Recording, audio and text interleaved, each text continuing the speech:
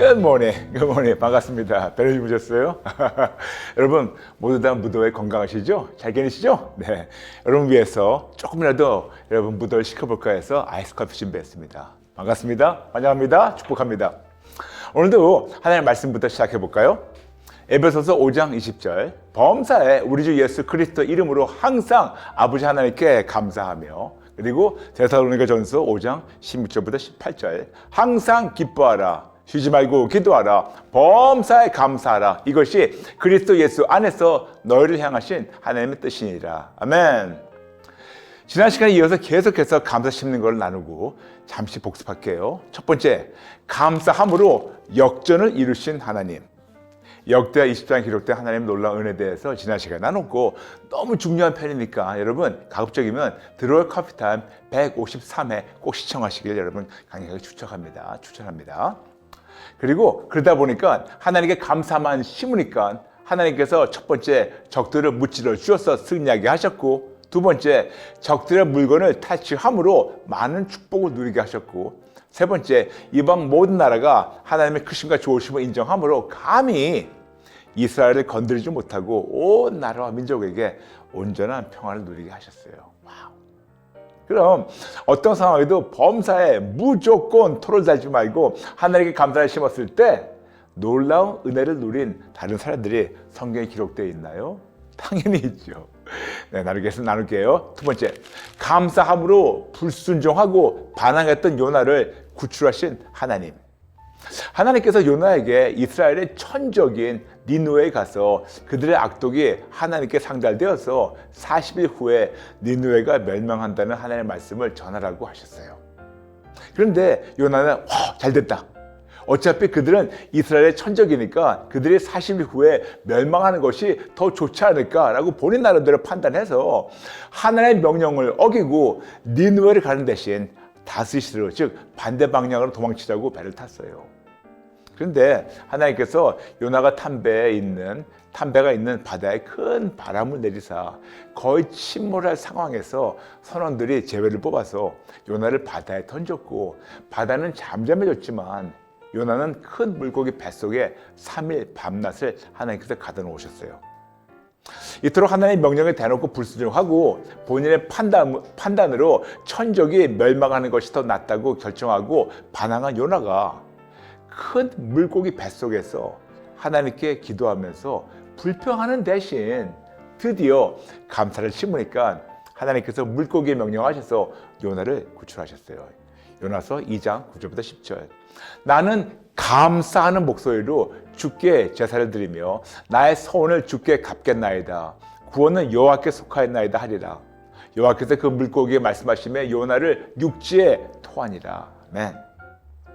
만일 지금 여러분이 하나님의 명령을 불순종하면서 반항하는 것이 있으시다면, 하나님께서 찔러주시면, 아니면 어렵을 생각나게 하시면 지금 당장 정직하게 인정하고 항복하고 회개하고 이런 성령을 예수님께 드리고 지금까지 살려주신 하나님의 은혜에 감사를 심으시면 어떨까요? 그러면 요나를 구출하신 하나님께서 여러분을 어려운 상황에서 구출해 주신 역사를 여러분도 체험할 수 있습니다. 아멘. 세 번째, 감사함으로 죽은 나사로를 살리신 하나님. 요한복음 11장에 보면 죽은 나사로가 살아난 잘 아는 얘기가 기록되어 있습니다. 그런데 예수님이 어떻게 하시는가를 상세히 살펴볼까요? 요한복음 11장 39절부터 44절. 예수께서 이르시되 돌을 옮겨 놓으라 하시니 그 죽은 자의 누이 마르다가 이르되 주여 죽은 지가 나흘이 되었음에 벌써 냄새가 나나이다. 예수께서 이르시되 내 말이 내가 믿으면 하나님의 영광을 보이라 하지 아니하였느냐 하시니, 돌을 옮겨 놓으니 예수께서 눈을 들어 우러러 보시고 이르시되 아버지여 내 말을 들으신 것을 감사하나이다. 항상 내 말을 들으시는 줄을 내가 알았나이다. 그러나 이 말씀하옵는 것은 둘러선 무리를 위함이니 곧 아버지께서 나를 보내신 것을 그들로 믿게 하려 함이니이다. 이 말씀하시고 큰 소리로 나사로야 나오라 부르시니 죽은 자가 수족을 배로 동인 채로 나오는데 그 얼굴은 수건에 쌓였더라. 예수께서 이르시되 풀어놓아 다니게 하라 하시리라. 아멘. 특히 요한복음 11장 41절에 아버지여 내 말을 들으신 것을 감사나이다. 즉 죽은 나사렛의 무덤 앞에서 예수님이 가장 먼저 하나님께 감사를 선포하시고 그 다음 큰 소리로 나사로야 나와라 부르셨고 드디어 죽은 나사로가 살아서 무덤에서 나왔어요. 매우 간단하게 예수님이 죽은 나사로를 살리시라는 이 절박한 상황에서도 가장 먼저 감사하심으로 하나님 아버지께서 놀라운 이적을 베푸셨어요. 여러분, 만약 여러분의 현 상황이 마치 죽은 것처럼 힘들고 꽉꽉 막혀 있다면 바로 이럴 때 무조건 감사를 심으면 어떨까요? 아멘. 잠시만요. 여러분 드세요. 네 번째, 감사함으로 오병이어의 기적을 베푸신 하나님. 너무 중요한 사건이라서 사복음서 전부에 기록되어 있어요. 그런데 오병이어의 기적, 즉 물고기 5개와 보리떡 5개와 물고기 2마리로 남자 5,000명을 먹이시기 전에 예수님께서 먼저 하신 일이 기록되어 있는데 사복음서에서 이렇게 기록되어 있어요. 마태복음 14장 19절, 물을 명하여 잔디 위에 앉히시고 떡 5개와 물고기 2마리를 가지사 하늘을 우러러 축사하시고 떡을 떼어 제 아들에게 주시매 제 아들이 물에게 주니. 마가복음 이렇게 기록되어 있습니다. 마가복음 6장 41절, 예수께서 떡 5개와 물고기 2마리를 가지사 하늘을 우러러 축사하시고 떡을 떼어 제 아들에게 주어 사람들에게 나누어주게 하시고 또 물고기 2마리도 모든 사람에게 나눠주시매. 누가복음 9장 16절, 예수께서 떡 5개와 물고기 2마리를 가지사 하늘을 우러러 축사하시고 떼어 제 아들에게 주어 무리에게 나눠주게 하시니. 요한복음 6장 11절, 예수가 떡을 가져 축사하신 후에 앉아있는 자들에게 나눠주시고 물고기도 그렇게 그들의 원대로 주시니라.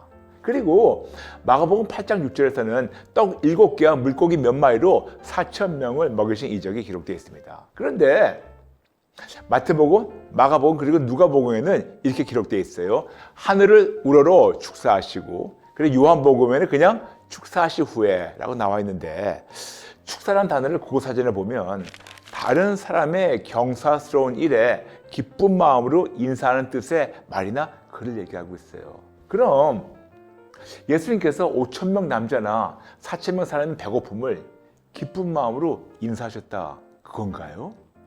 아니죠. 원어 헬라어를 보게 되면 예수님께서 감사한 마음으로 축복하셨다고 기록되어 있습니다. 그래서 여기서 말씀하시는 축사란 단어를 감사라고 번역해도 전혀 무리가 안 됩니다. 매우 간단하게 예수님도 5,000명과 4,000명을 먹여야 하는 아주 절박한 상황에서도 가장 먼저 하나님께 감사하심으로 하나님 아버지께서 놀라운 이적을 베푸신 것이 기록되어 있습니다. 아멘. 5번째, 감사함으로 치료받고 건강을 유지하게 하신 하나님에 대해서 나누겠습니다. 누가복음 17장 11절부터 19절, 좀 기니까 양해해 주세요. 예수께서 예루살렘으로 가실 때 사마리아와 갈릴리 사이로 지나가시다가 한 마을에 들어가시니 나병 환자 10명이 예수를 만나 멀리 서서 소리를 높이 이르되 예수 선생님이여 우리를 불쌍히 여기소서 하거늘 보시고 이르시되 가서 제사장들에게 너의 몸을 보이라 하셨더니 그들이 가다가 깨끗함을 받은지라. 그 중에 한 사람이 자기가 나은 것을 보고 큰 소리로 하나님께 영광을 돌리며 돌아와 예수의 발 아래 엎드려 감사하니 그는 사마리아 사람이라. 예수께서 대답하시되 10사람이 다 깨끗함을 받지 아니하였느냐? 그 9은 어디 있느냐? 이 이방인 외에는 하나님께 영광을 돌리러 돌아온 자가 없느냐 하시고 그에게 이르시되 일어나 가라 내 믿음이 너를 구원하였느니라 하시더라. 아멘. 이토록 나병 환자 10명이 다 치료받고 9명은 그냥 떠났는데 딱 한 명, 그것도 이방인 나병 환자가 예수님께 돌아와서 예수님 발 아래 엎드려 예수님께 감사했어요. 누가복음 17장 16절, 예수의 발 아래 엎드려 감사하니 그는 사마리아 사람이라. 그러니까 예수님께서 물어보셨어요. 나머지는 어디 갔느냐? 그러시면서 거기에 놀라운 말씀 설파하셨어요. 누가복음 17장 19절, 내 믿음이 너를 구원하였느니라. 구원? 그냥 치료받은 것이 아닌가요? 그리고 치료받은 것 때문에 예수님께 감사한 것이 아닌가요? 여러분께 누차 말씀드렸지만 구원이라는 단어를 헬라어로 보면 두 단어 쓴다고 말씀드렸죠. 소테리아, 소조. 근데 이 단어의 뜻을 설명하면 10가지의 놀라운 은혜와 열매가 있다고 말씀드렸죠. 구원, 구출, 자유, 치료, 온전, 승리, 건강, 평강, 안전, 그리고 보호. 즉 예수님께 돌아와서 발 아래 엎드려 감사를 심으니까 구원을 얻게 하시며 구원의 열매를 누리게 하셔서 구원의 열매 중에 하나인 치료와 건강을 누리게 하신 것이 아닌가요? 여러분, 이런데도 감사를 안 한다고요? 이런데도 이렇게 대놓고 배은망덕한 삶을 살면서 감히 크리스찬을 한다고요? 할 수 없겠죠. 하면 안 되겠죠. 그러므로 성경에 기록된 말씀을 지식으로만 담아놓지 마시고 삶으로 실천해 보세요.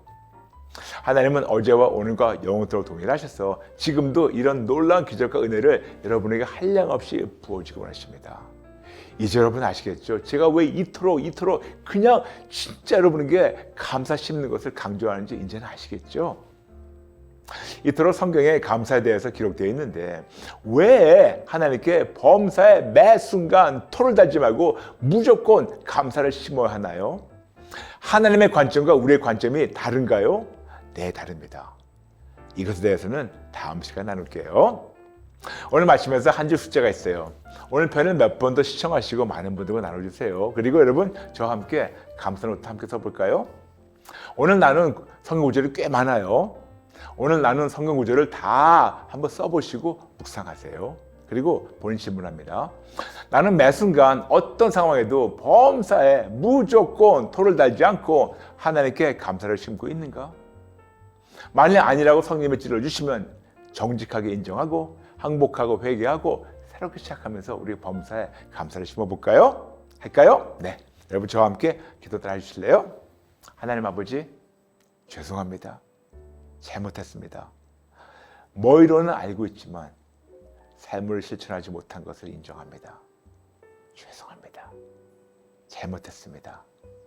이런 잘못된 죄를 항복하고 회개하며 저의 배은망덕한 마음 역시 항복하고 회개하며 이런 성량을 예수님께 드립니다.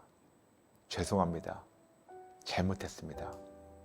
범사에 어떤 상황에도 무조건 토를 달지 말고 감사를 심겠습니다.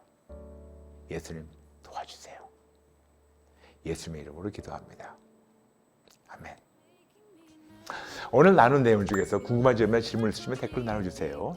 Q&A 시간에 최선 다해서 풀어드릴게요. 여러분 감사합니다. 사랑합니다. 끝까지 예수님 붙잡아 주세요. 한 마음껏 축복하며 다음 시간에 뵐게요. God bless you.